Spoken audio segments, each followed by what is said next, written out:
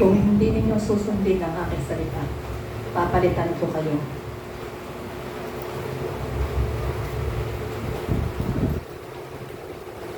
Kung kayo'y sa akin, matututo kayo. Tuturuan ko ang bawat isa sa inyo. Morning mga kapatid. Mabigat yung mensahe ng Panginoon sa atin. Papalitan ko kayo. Kasi kung tayo malahininga, susuka tayo ng Diyos talaga. Walang malahining ang Kristiyano papasok sa langit. Ang papasok sa langit yung banal. Binanal ng todo talaga. Katulad ng Panginoon ito. Ngayon, we are in the last of the last days. Judgment begins in the house of God. Kasi kailangan hatulan na ng Diyos ang iglesia niya. At ang paghatol dito, rapture. Yung pagbaba ni Kristo.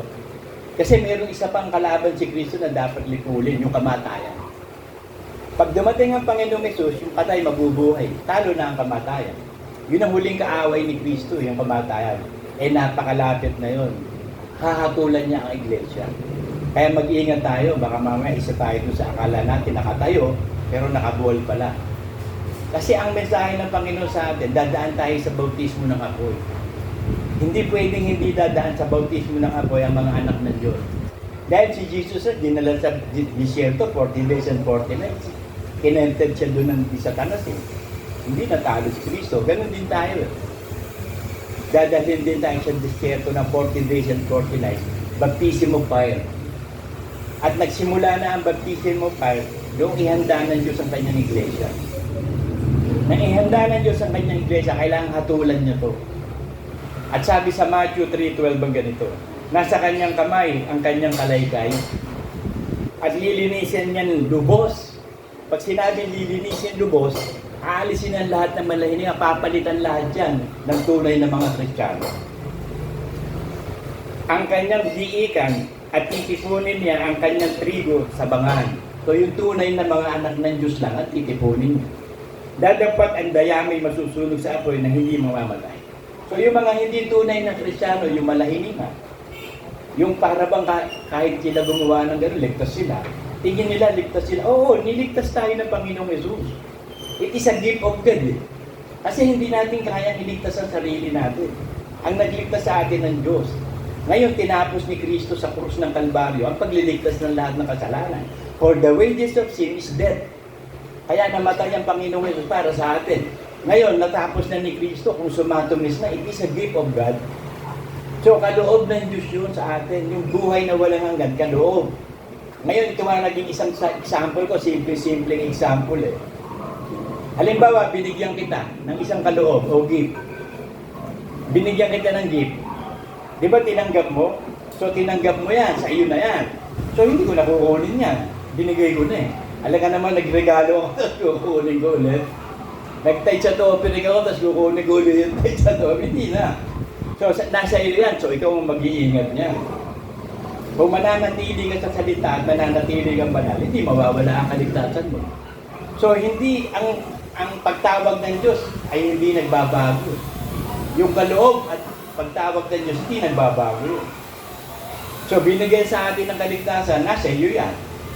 Ikaw na ngayon ang may hawak niyan. Anong gagawin mo dyan sa gift na binigay ng Diyos sa'yo? Pag-iingatan mo ba? O careless ka, baliwala sa'yo? Iwawala mo. So, nasa kamay mo na yan eh. We are saved by hope. Ngayon yung hope na yun, hindi nakikita yun. Kaya nagsusumikap tayo. Kaya tayo natatakot sa Diyos. Kasi baka mamaya, alisin pa ang pangalan natin sa aklat ng buhay. Huwag tayo maging katulad ni Lucifer. Nasa langit na, umalis pa. Kasama na siya ng Diyos, umalis pa, lumaban pa. Tayo, kasama na rin tayo ng Diyos. Ang Espiritu Santo binigay sa atin, nananahan ang salita ng Diyos nananahan sa atin. Ang kulang na lang sa atin yung amay. Sa rapture pa yun, mangyayari yun. Tsaka sa last judgment. Makakasama na. Titirhan na tayo ng Ama, ng Anak at Espiritu Santo. Pero kailangan may tapusin muna si Kristo. Romans 11:25-27.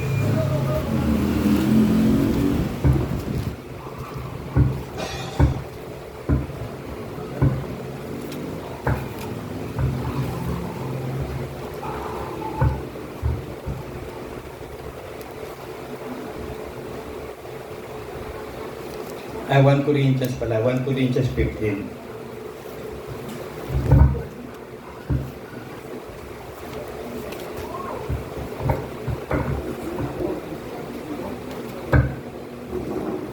1 Corinthians 15:24 to 28. Kung magkagayon, darating ang wakas pagka ibibigay na niya ang kaharian sa Diyos. Kasi malapit nang ibigay ng Panginoong Hesus ang kaharian sa amin. Pero kailangan mo na matapos muna yung sequence ng pangyayari. Hahatulan niya muna ang iglesia, rapture muna. Pagka ibibigay na niya ang kaharian sa Diyos at makatwid bagay sa Ama, pagka lilipunin na niya ang lahat ng paghahari at ang lahat ng kapamahalaan at kapangyarihan, sapagkat kinakailangan siya'y maghari hanggang mailagay niya sa ilalim ng kanyang mga talampakan ang lahat ng mga kaaway. Ang kahuli-hulihang kaaway nalilipulin ay ang kamatayan. Kaya pag nag-rapture, nabuhay yung mga patay, so talo na ang kamatayan. Talo na, yun ang huling-huling kalaban. So that is the first resurrection. Yung judgment of God sa church is the first resurrection. Kasi yung second resurrection, judgment na yun sa pupunta sa inferno. Sapagkat kanyang pinasuko ang lahat ng mga bagay sa ilalim ng kanyang paa. Datapwat kung sinasabi ang lahat ng mga bagay ay pinasuko, ay maliwanag na itinatangi, nagpasuko ng lahat ng mga bagay sa kanya.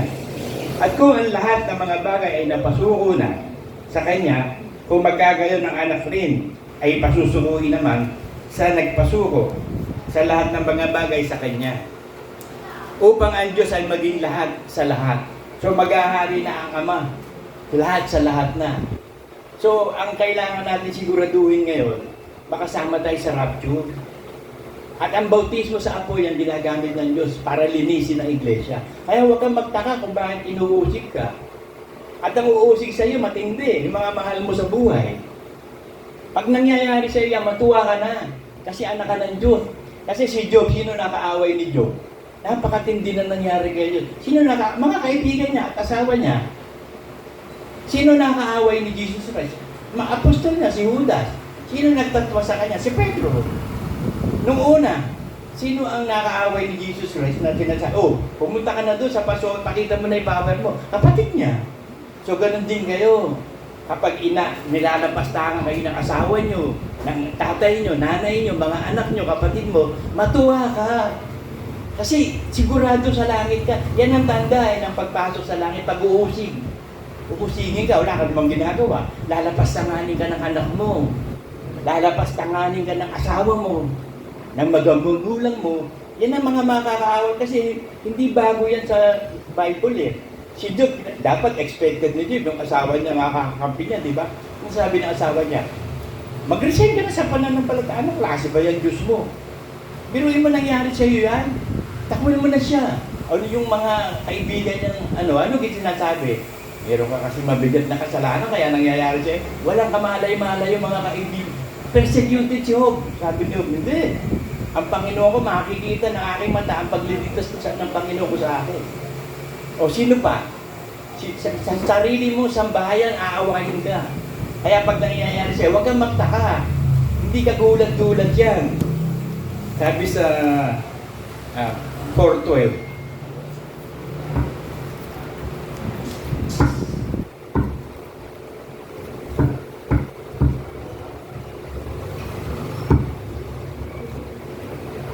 Peter 4:12. Mga minamahal, huwag kayo magtaka tungkol sa mahigpit na pagsubok sa inyo. Kasi alam nyo, yung awayin ka, lapastanganin ka ng ibang tao kaaway mo, hindi masakit eh. Pero yung anak mo, asawa mo, magulang mo, ang lalapastangan sa'yo, napakasakit nun. Napakasakit ng dinanas ng Panginoong Hesus.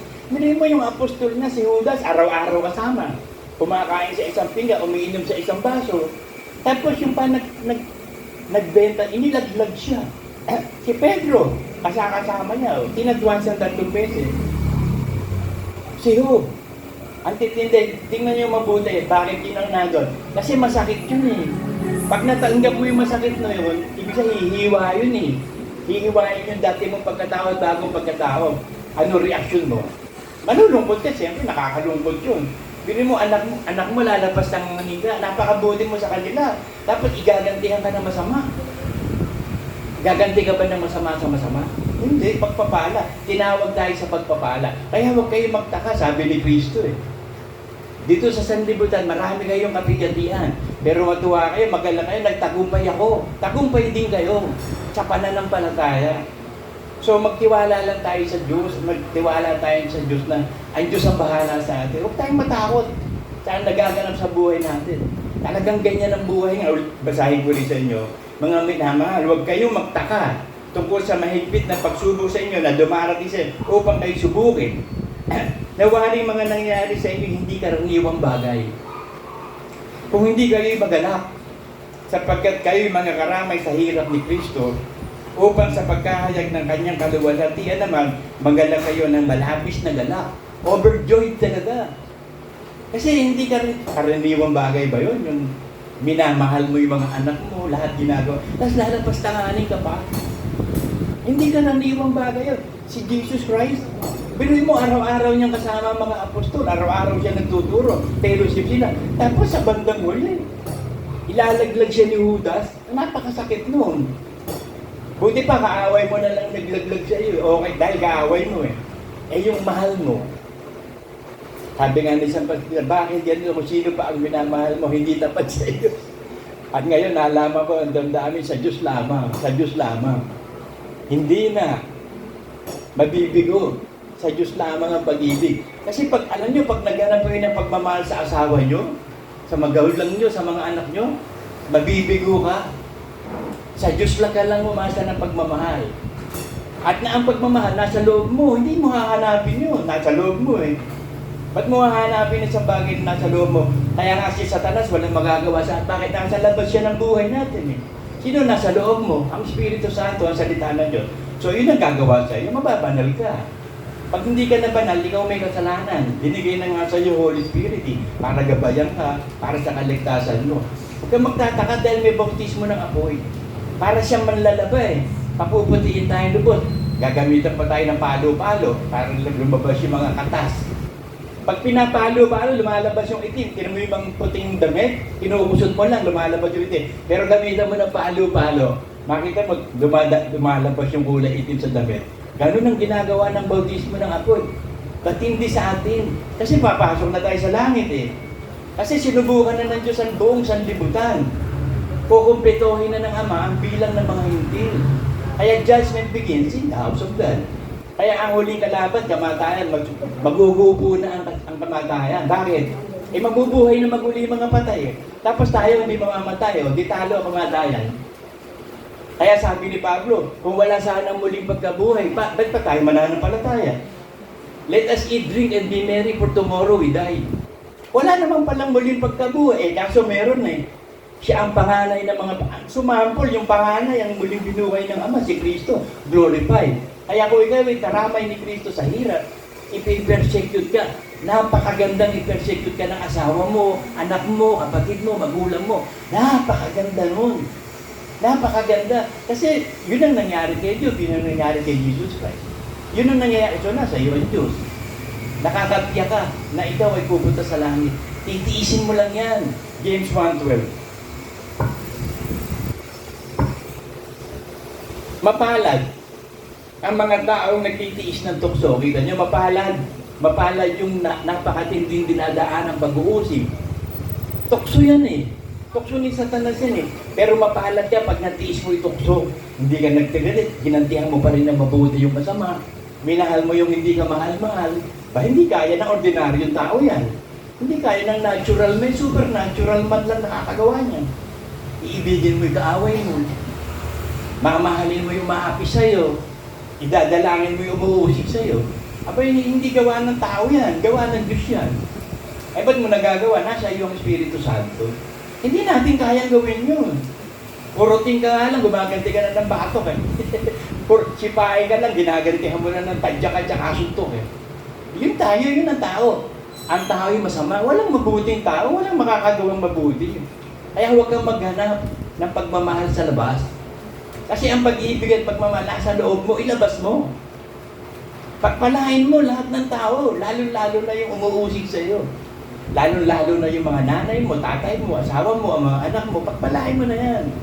Lahat ng pagpapala magagawa mo, ibigay mo na kasi patapos na eh. Kung nasa kamay mo ang isang bagay na magawa, gawin mo.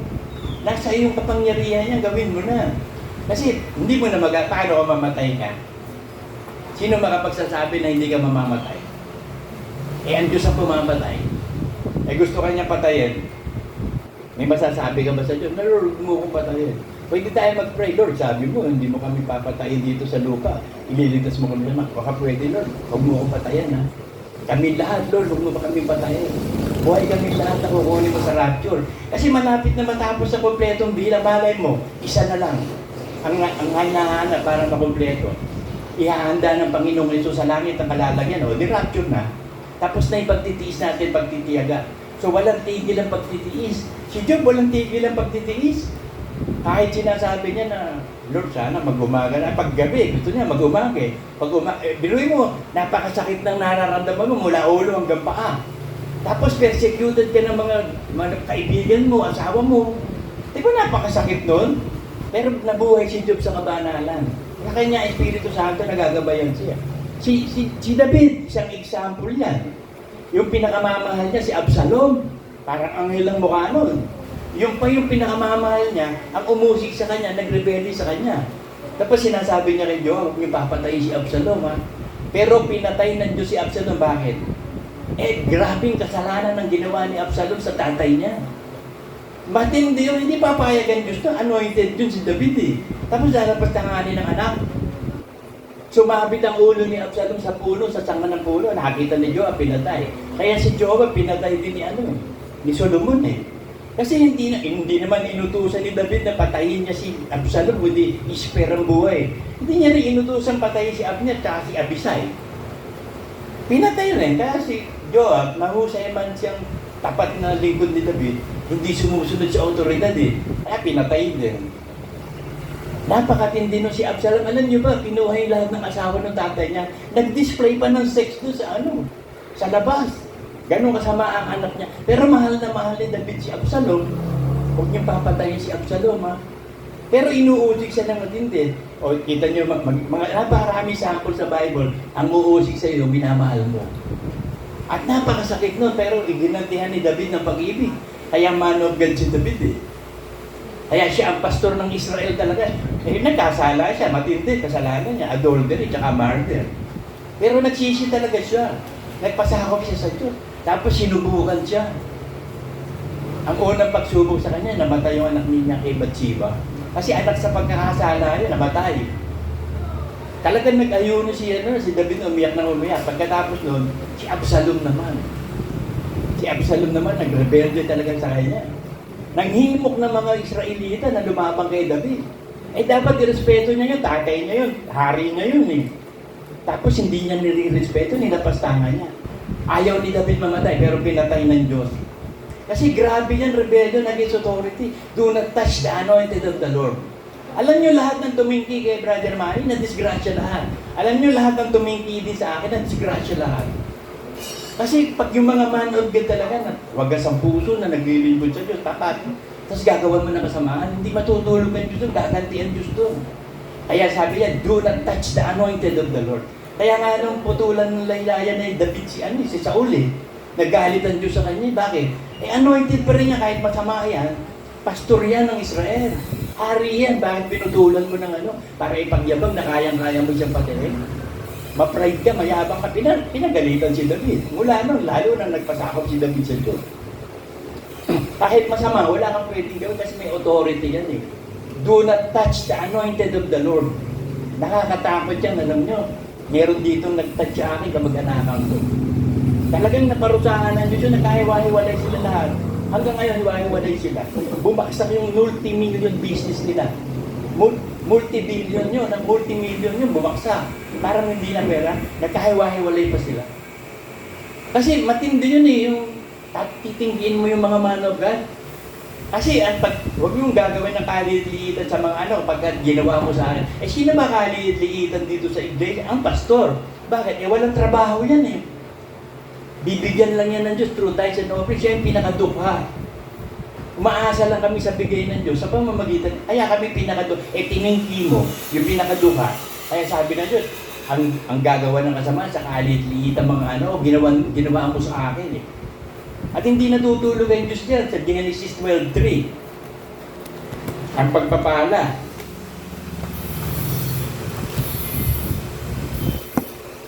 At pagpapalain ko ang mga magpapala sa iyo at susumpain ko ang susumpa sa iyo. So yan ang ipinangako ng Diyos to the anointed of the Lord. Ang magpapala sa iyo, pagpapalain ko, ang susumpa sa iyo, susumpain ko. Tingnan nyo kayo na pagpapala kayo ng Diyos. Bakit? Pinagpapala niyo yung sugo ng Diyos eh.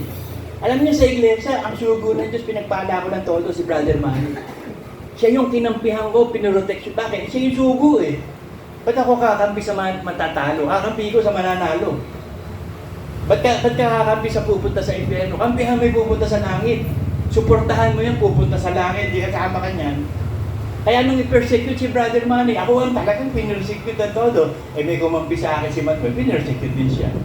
Kaya ang persecuted sa iglesia, si Manuel, ako at si Brother Manny. Halos buong iglesia yan, persecuted kami.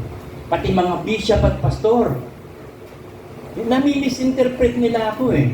Kasi ang pinaglalaban ko lagi, ano yung katarungan ng Word of God. Eh pag pinaglalaban ko nasasagasaan ko yung iba, nagagalit. Ganon din si kay Brother Manny. Nilapastangan nila ng todo si Brother Manny. Pero itinayo ng Diyos si Brother Manny. Natapos ni Brother Manny ministry niya.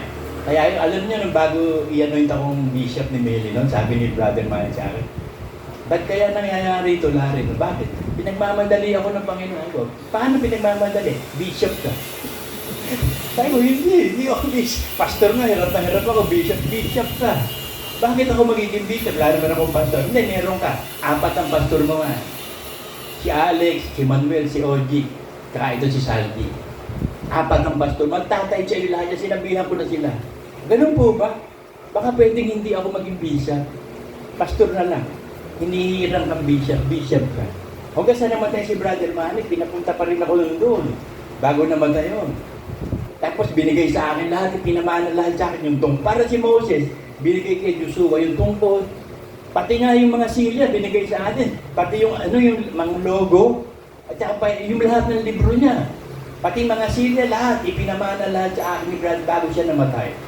Tapos yung huling-huling ipipres niya nung sa dito, ibinigay pa rin kay baby. Tapos sabi niya kay tuloy-tuloy lang ang pag-aaral, pagtuturo. Yun sabi niya kay baby.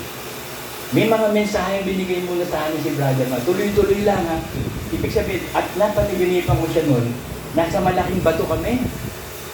Talagang ang laki-laking bato, nasa ibabaw ako. Tsaka siya. Dalawa lang naman kami doon. Tapos lumulubog yung araw, napakaganda nun sa sunset. Tapos naririnig ko yung tugtog ng Helpless, ni Neil. Kaya pag naririnig ko yung ginilaw ko, bumabalik ako doon sa bato eh. Payapa ako lang, sabi ni Brother Manny. Wala kang gagawin, hindi maging mapayapa. Kasi sa pag-uusig sa mundo, uusigin ka na matindi. Ang gagawin mo lang, maging mapayapa ka lagi.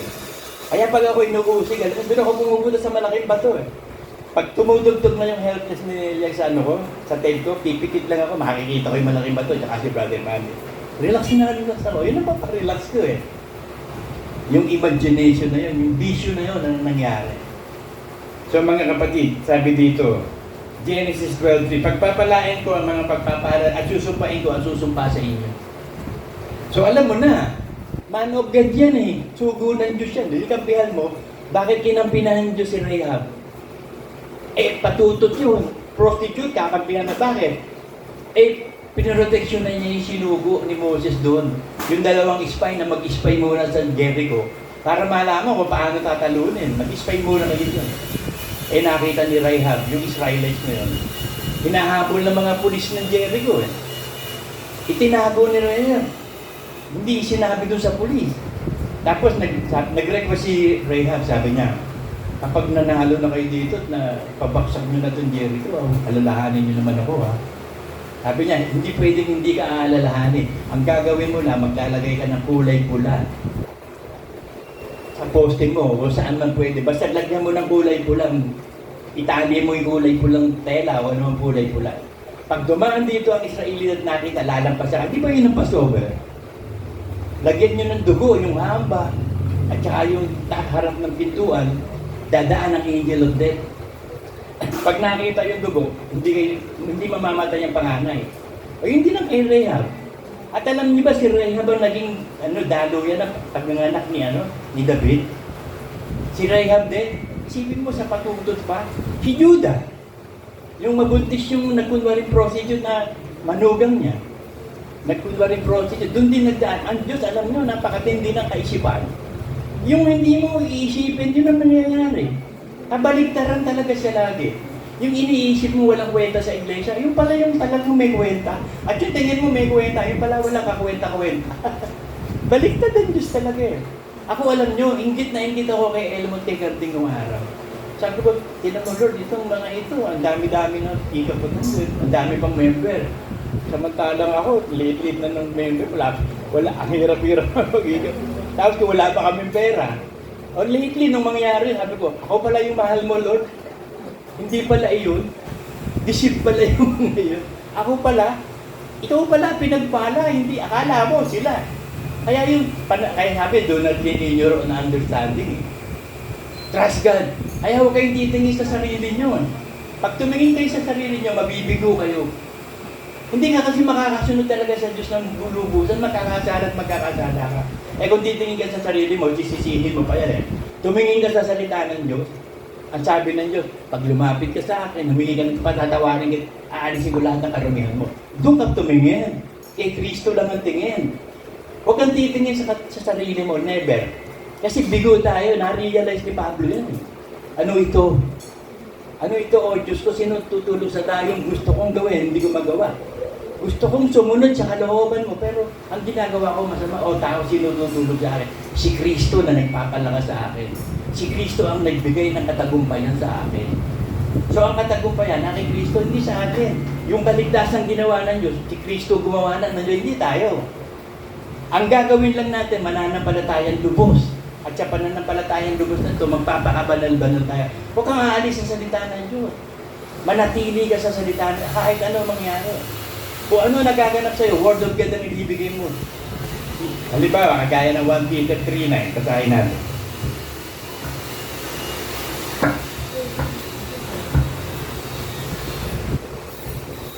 Na huwag niyong gantihin ng masama ang masama.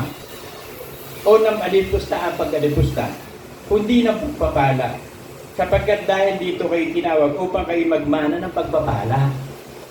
So tayo magmamana ng pagpapala. Susubukan ka ng Diyos, aalipustain ka. Hindi lang ng mga masasamang tao, anak mo, aalipustain ka na anak mo, humurahin ka pa ng anak mo. Lalapastanganin ka ng anak mo, asawa mo, magulang mo, kapatid mo. Ano ang reaksyon mo? 1 Peter 3:9 ba, ipapamuhay mo?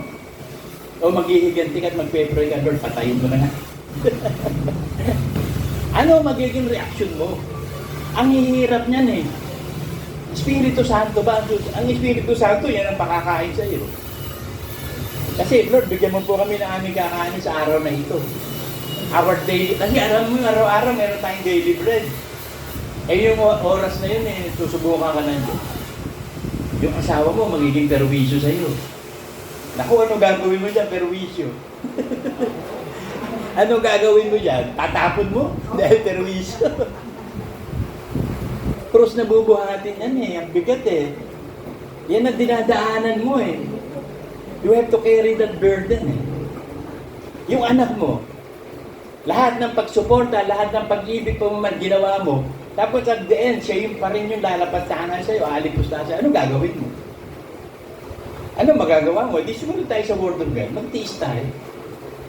Kapag nakapagtiis ka ng tukso, mapalad ka. Kaya nga pinahintulatan ng Diyos si Satanas eh. Kasi kung walang Satanas, paano tayo matusubuhan? Eh, instrumento ng Diyos si Satanas para gawan tayo ng kasamaan. Pero hindi tayo mamamatay. Sabi sa John 17:15.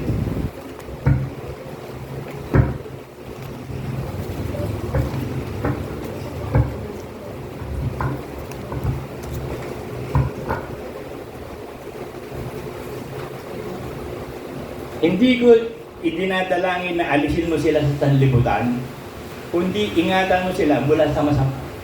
So hindi kalooban ng Diyos na alisin tayo dito, hindi tayo mamamatay. Puproteksyonan tayo laban sa masama.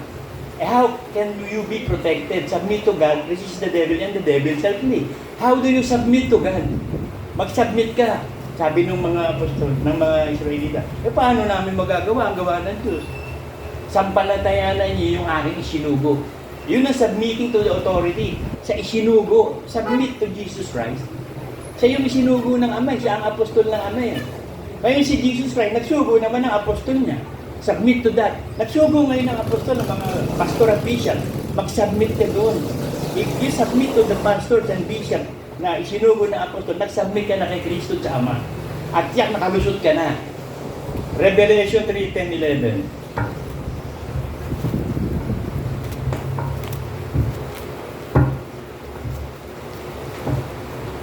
Sapagkat tinupad mo ang salita ng aking pagtitiis. Pinili mo talaga magsakripisyo, magtiis, mabuhay ng tunay na Kristiyano. Ikaw naman ang aking iingatan sa panahon ng pagsubok. Ito na yung baptismo pa, ito na yung panahon ng pagsubok. Yung mga unbeliever, hindi dumadaan sa bautismo ng apoy. Bakit? Hindi sila binautismo sa Espiritu eh. Pero kasama silang sinusubukan para kalawin sila ng Diyos at magsisi. Pero tayo, judgment begins in the house of God. Ay, hihiwalay na ang trigo sa damo. Kaya, tignan mo mabuti kung totoo ka man. Pag malahininga ka, isusuka ka. Ang Diyos ang nagsalita nun. Baka isipin mo, hindi naman ka magsusuko ng Diyos. Mabait. Oo nga, mabait nga siya, pero makatarungan naman. At ang katarungan niya, yung sinabi niya, ang salitang sinalita ko, ang makakatol sa inyo sa huling araw. Sapagkat tinupad mo ang salita ng aking pagtitiis, ikaw naman ay aking iingatan sa panahon ng pagsubok na darating sa buong sanlibutan, o di kasama ang believer, upang subukin ang mga nananahan sa ibabaw ng lupa. Ay, sino ba nananahan sa ibabaw ng lupa? Unbeliever, tsaka believers. O, edi sinubukan na nga. Ngayon tayo dumadaan sa bautismo. Ay, huwag kayong magtaka. Bakit ang tindi ng nagaganap sa atin ngayon? Parang kataka-taka. Huwag kayong magtaka kay Saldi, bakit gano'n? Sana makapasa si Saldi. Bakit nangyari kay Lito yung gano'n? Huwag kang magtaka. Sana makapasa si Lito. Kasi yung pagsubok, hindi lahat nakakapasa eh. Yung nasa aklat ng buhay lang, eh sana nga nasa aklat ng buhay at makabalik pa, makapasa pa. Kasi hindi pa naman nagbablasphemy sa Holy Spirit. Pero pag nag-blasphemy na sa Holy Spirit yan, wala nang pag-asa. Eh hindi pa naman eh. Kaya lahat ng Kristiyanong masasama ngayon, may pag-asa pa rin. Huwag lang mag-blasphemy to the Holy Spirit, wala nang pag-asa. Kaya napakatindi niyan, yung salita ng Diyos na. Ang batayan natin, salita ng Diyos lang. Hindi tayo aalis sa salita ng Diyos.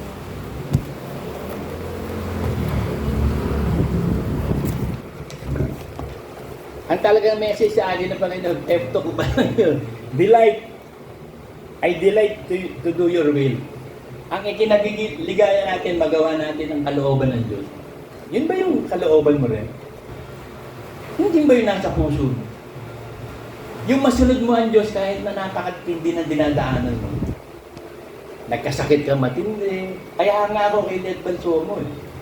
Binoy mo may cancer si Led Balsomo pero lumalaban pa rin siya. Nagpapatalag pa nga ng tayo sa token sa akin yun. Sa pamamagitan ni Luz. Talagang sinusunod niya by the word ang lahat ng kalooban ng Diyos. Kaya kung loloobin ng Diyos, mabatay siya o mabuhay siya, sa langit siya. I believe. I vouch for her. Kasi nakita ko yung faith ni Led Balsomo. Ito nga lang isa eh. Daliri pa lang yung mapuputo. Lumalabas na sa bibig niya, puro katimonyohan eh. Samantalang sila, di ako nakarinig na nagsalita ng evil yun. Tungkol sa cancer pa yun. Sige nga, ikaw may cancer. Tingnan natin kung anong isipin mo. Ang bigat noon. Eh, naku eh, man si Satanas, ang galing ni Satanas ang lalagay ng kaisipan sa isip mo. Yun nga, wala ka palang cancer, niyayari ka na eh. Naku, sakit ng ulo mo, cancer of the brain. Ito naman, cancer of the brain. May cancer ako. Hindi magkaka-cancer ka. Iniisip mo, may cancer ka eh. Psalm 25:4-5.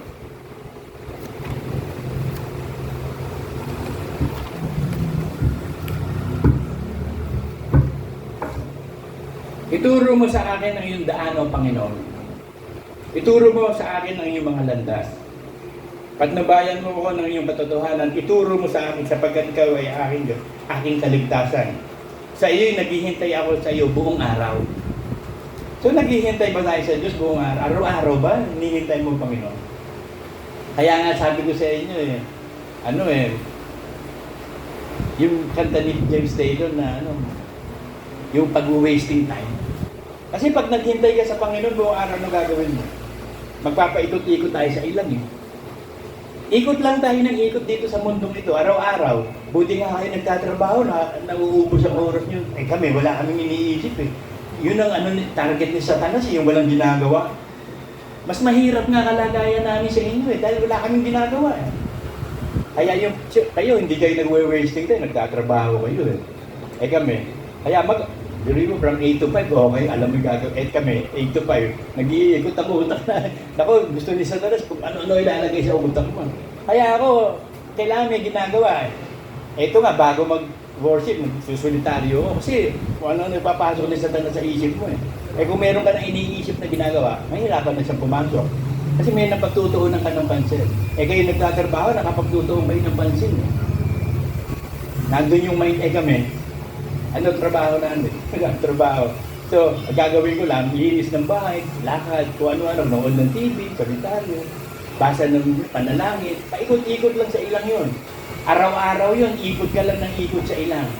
Kaya nagsawa ang marami sa Israel, bakit gusto nila bumalik ng Egypt? Eh, biruin mo, ang kinakain nila dumana araw-araw. Tapos maghihintay pa sila ng tubig sa bato.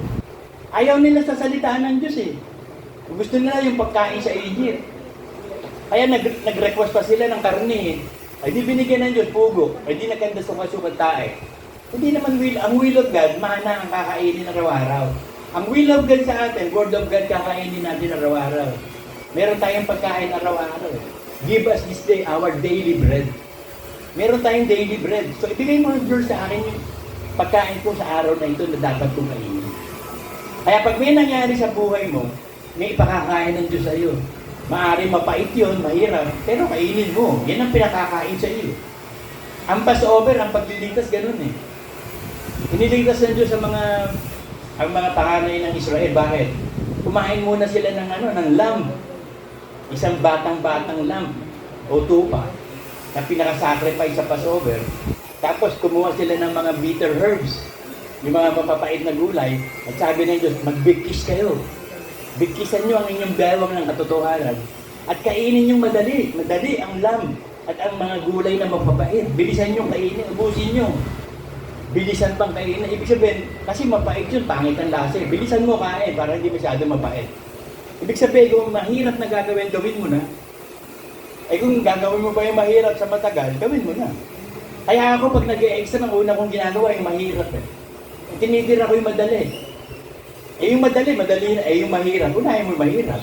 Eh kaya yung iba, inuuna yung madali, eh nitira yung huli. Kaya ayun, nauubos oras, hindi nasagutan yung mahirap. Sagutan mo yung mahirap muna. Tsaka mo nasagutan yung madali. Kasi ganun din yun eh, kainin mo muna madali yung bitter herbs. Kasi yun lang, madali ng kainin yun, inihaw na tupa yun, masarap yun eh. Eh yung bitter herbs. Kung ano yung mapait, yun ang mabuti. Kung ano yung masarap, yun ang hindi mabuti. Ano masasarap? Ice cream. Ano masasarap? Crispy pata. Yempo. Yan ang masasarap eh. Mga matatamis, leche plan. Lahat ng matamis, masarap yun eh. Pero yung mapapait, ang palaya, malunggay, ang pait yan. Alam niyo kung ano, pinakamapait na katas, hindi ang palaya, malunggay. Kasi na-experience ko yan eh. Yung ampalaya, bumibili ko sa palengke na ampalaya, tinataktad ko yun eh, kinakatas ko, painom ko kay baby. Para yun sa diabetes niya. Tiniyaga ako si baby doon.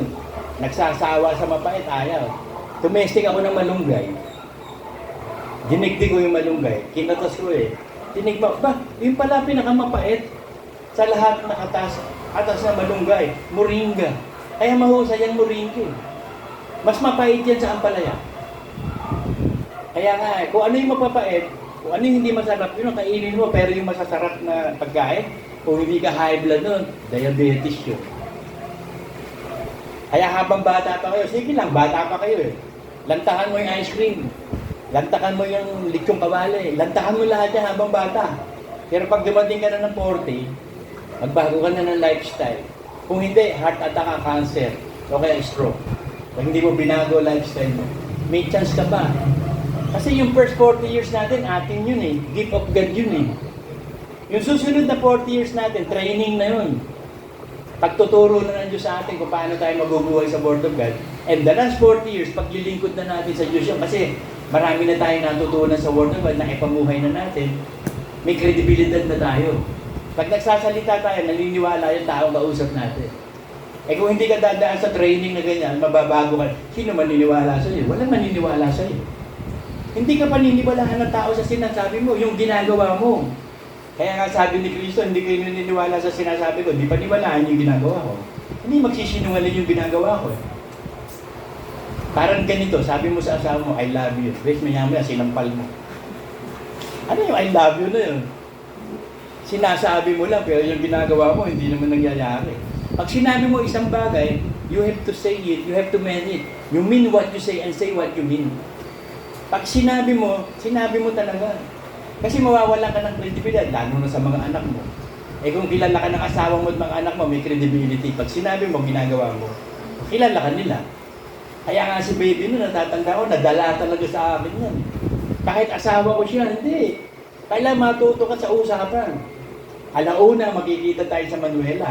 After 5 minutes, wala ka pa, aalis na ako. O alauna, ang meeting time natin sa Manuela. O sige, nauna ako na siguro 5 to 1 pa lang. 5 to 1. Nagtago ako. Tignan ko, makikita mo siya. Wala, tagal. Alauna na, wala pa. Naghintay ako ng 5 minutes kasi grace period, 5 minutes. Inilabas ko na yung sarili ko para wala pa rin. Alauna 5 na. Umalis na ako. Tapos sabi ni baby, ba't hindi tayo nakita doon? Sabi ko, ba't hindi ka nakipagkita? Ano ba usapan? Alauna 5. Ano oras yun ba rin? Alauna 10. Wala ka na nga makikita. Mula na lang niya pag kami nag-uusap noon. Eksakto lagi oras. Bakit? Eh, maiiwan ko siya. Ganon din ang Diyos eh. Pag nagsabi ang Diyos ng oras, iiwan ka ng Diyos pag wala ka. Pero tayo, ang galing natin kapag may excursion. Buong pamilya, may alas 5, kaya nandun na kayo, dadaan ng jeep ha. Kung wala pang alas 5, naghihintay na doon sa jeep. Dahil excursion ay yung rapture. Any moment ang rapture. With the blink of your eye. Yung isang mata lang. Isang munting-munting twinkling of an eye. Pag kinumpute nun, ilang microseconds kaya yung twinkling of an eye. Tsaka darating ang Panginoon Diyos. May tayo kung datang ka na hindi ka karapat-dapat. So everyday ka maganda. Maging kaluguran sa iyo yung pagsunod sa kalooban ng Diyos. At minsan lang to eh. Hindi na uulitin to. Sana kung may purgatorio. Kaya nga ang galing ng Katoliko, di ba? Nabigyan nila ng pag-asa yung pupunta sa ibig. May purgatorio. Pero kailangan bayad muna kayo. Nagpe-pray namin kayo, manatili kayo sa purgatorio. Pupurgahin kayo dyan. Tapos pupunta kayo sa langit. Bayad muna kayo. Ano gusto nyong panalangin? Special o regular? Parang siopaw yung ano yun. Regular ba o special? Yung kasal nyo, ano gusto nyo? Special o regular? Ang dami nilang business. Kumita na sila sa binyag. Pagdating pa na 7 years, may kumpil pa. Another income na naman. Eh puro naman wala lahat sa Bible yan. Pinagluloko nila lahat ng tao. Pinag-aralan namin sa college yung results life. Lahat pala ng pinadala dito ng mga Spaniards na hari, puro mga kriminal. Puro mga nakakulong sa preso. Kaya ang sasama nung dumating dito mga pare. Pari sila, pero mga preso sila doon. Eh wala maisusugo dito si King Charles eh. Si King Philip, hindi yung mga nakakulong eh. Nakita mo sa sama ng lahi ng Pinoy. Nalahiyan na masama. Mga preso pala pinadala dito, puro masasamang tao pala. Kaya si Padre Damas, puro mga pari dito, sasama, nire-reg yung mga madre. Bakit? Eh prisoner yung mga yun eh. Hindi naman mabubuting tayo pinadala ng hari. Para lang pamunuan ng Pilipinas. O naging lahi ng Pilipino. Ayan, resulta. Puro lahat talagang magugulang lahat. Puro kurap lahat. Eh galing doon sa lahi ng kurap eh. Ang daming nalahian nandito sa atin. Kita nyo mga apelyido nyo, puro apelyido Kastila halos. Eh ginawa ng Kastila, magkaroon ng registration. Pag wala kang apelyido, sila naglalagay ng apelyido. O ito, ano apelyido dito si Rosalind? Wala ako. O si Rosalind, Batong Bakal yan. Ito, sino pa to? Sino? Si Cruz. O si Luz Bimid na Hayag yan. Kung ano yung maisip na ipangalan na lang, yun na lang ang pangalan mo. Wala kang apelyido. O yun ang mga naging apelyido ng mga De Rizal. Walang apelyido yun. Ikaw mo nagtrabaho sila kay Rizal, kaya de Rizal. Ibig sabihin, care of Rizal. Hindi talaga Rizal apelyido nila, nagtrabaho sila kay Jose Rizal, kaya de Rizal. Ganun nung araw. Ang mga Kastila, talagang matitindi ang mga Kastila nung araw, sumakot sa atin, masama. Pero buti na lang talaga, itong iglesia o itong Pilipinas pinagpala ng Diyos. May calling ang buong Pilipinas sa Diyos. Kaya hindi niyo makikita sa buong Asia ang tumulong lang sa Israel, Pilipinas. Sa pamamagitan ni Manuel L. Quezon. Kaya napagpala Pilipinas. Sabi nabi nila, if you bless me, I bless you. If you curse me, I curse you. Sa Israel sinabi yun, sa mga man of God yun. Kaya ang Pilipinas pinagpala, tinulungan ng Israel. Si Trump, okay yan si Trump. Tinutulungan niya ang Israelites, ang Israel. Kaya mananatili yan si Trump. Kasi ang naglalagay ng hari, ang Diyos eh. Ang nagtatanggal ng hari, ang Diyos. So ayon sa plano ng Diyos yan. Kung ano plano ng Diyos, yun ang mangyayari. Halos lahat laban eh. Laban lahat sa Israel. Yung North, yung Gog and Magog, yung China, Russia, Iran, saka yung North Korea. Yan ang allies na magkakakampi. Dinalabanan niya ng Israel. So para may makakampi, ang Israel, kailangan presidente si Trump. Yan ang purpose ng Diyos eh. Bakit naging presidente si Manuel L. Quezon? Para sa Israel. Ang Diyos ang nagbubuo niyan. Siya ang nagtatanggal ng ano, Daniel 2:21 ba yun? Ewan ko kung tama.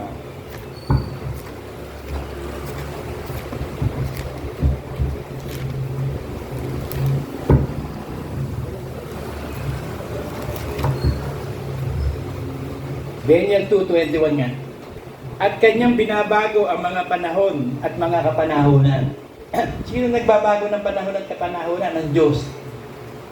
Siya'y nag-aalis ng hari. At siya'y naglalagay ng hari. Siya'y nagbibigay ng karunungan sa marunong at ng kaalaman sa makaalam ng unawa. So ang Diyos ang nagtatanggal ng hari, ang Diyos ang naglalagay ng hari. Si Bongbong Marcos, bakit naging hari? Pinahintulutan ng Diyos siya. Hindi natin alam kung ano plano. Si Trump, nilagay sa US, hindi natin alam ano plano. Basta ang alam natin, yung sabi ng Diyos. Hindi tayo kukontra sa kalooban ng Diyos. Kaya pinag-pray natin yan eh. Every Thursday, pinag-pray natin yung mga namumuno sa bansa. Para makapamuhay tayo ng mapayapa at ligtas tayo sa mga kaaway. Sabi na Diyos, idalangin niyo yung mga namumuno sa mga gobyerno. Ginagawa natin yan. At ngayon na nga, kinukumpleto na ng Diyos ang bilang ng enti mga kapatid. Kaya wala tayong gagawin kung di magpakabanal. Amen.